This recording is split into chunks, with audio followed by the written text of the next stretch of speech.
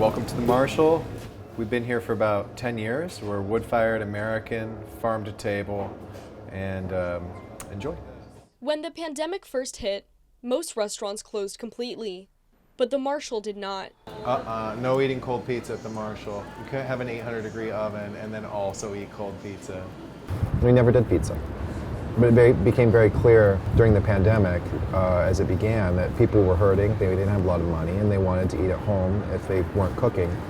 And a $40 lamb shank on the couch on unemployment doesn't make sense. And so we thought, well, we'll do our own spin on pizza since we have this beautiful wood-fired oven. Everything on this side of the menu is what we did pre-pandemic, and then when you flip over the menu, you see all the wood-fired pizzas that we do that saved us during the pandemic. Despite his innovation, Charlie's business went down by over 50%. So when the city launched a temporary program called Open Restaurants, allowing restaurants to create outdoor spaces for dining, Charlie decided to sign up. The Open Restaurant program was incredibly helpful during the pandemic. Primarily when we could not seat indoors by law and we were allowed to seat outdoors and the weather permitted that. It really helped kind of kickstart in-person dining. I think a lot of people just wanted to get outside of the house, and being in a restaurant setting, and food is such a important thing to share amongst friends, and I like to be social, so going out and being at outdoor seating restaurants was a really good opportunity for me. I think it was great. I think it got people to go outside more. I think it helped the restaurants, which were slowly dying. I think making the economic case to the city that although these restaurant structures were brought in as an emergency measure during COVID, that they are actually not just sustainable, but a great asset to the businesses and the people of New York City. Over 12,000 restaurants signed up for the program, which was designed to be easy. The application process for the Open Restaurants program was actually really simple. The guidelines at the beginning were pretty easy. They wanted some barriers, they wanted you to pull it in and out with parking regulations. But not all have been following these guidelines. We've tried to keep our structure uninfested, very clean, and be responsible neighbors. Complaints against some have started rolling in. Trash, leaking wastewater, cars double parked, bikes, abandoned sheds, pedestrian traffic, rats, and other eyesores. You ready? I'm ready. Let's go. We're coming for you, restaurant. The Coalition United for Equitable Urban Policy has been most vocal about its efforts to end the program, which is expected to be made permanent in early 2023.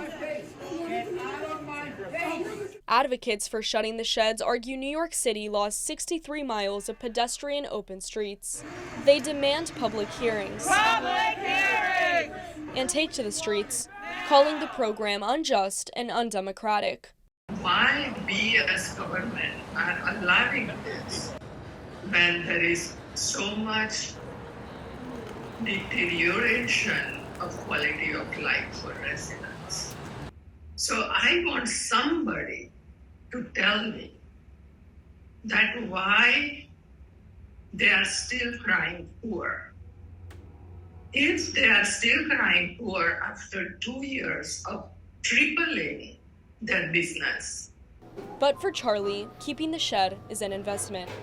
This cost us $10,000 a year for just a few tables outside in fees to the city.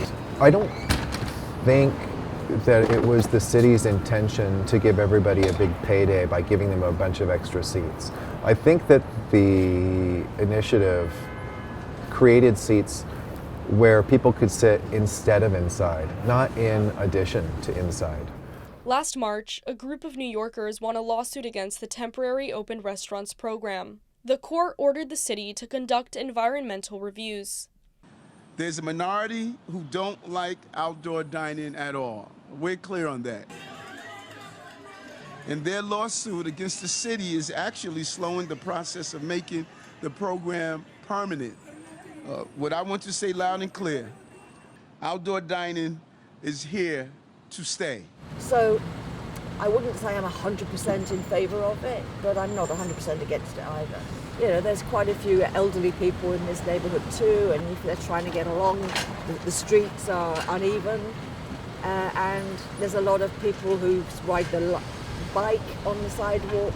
I think that the city policymakers have a goal of doing what's best for the greater good in terms of the economy, in terms of people's well-being, and in terms of attracting people to visit and enjoy New York City.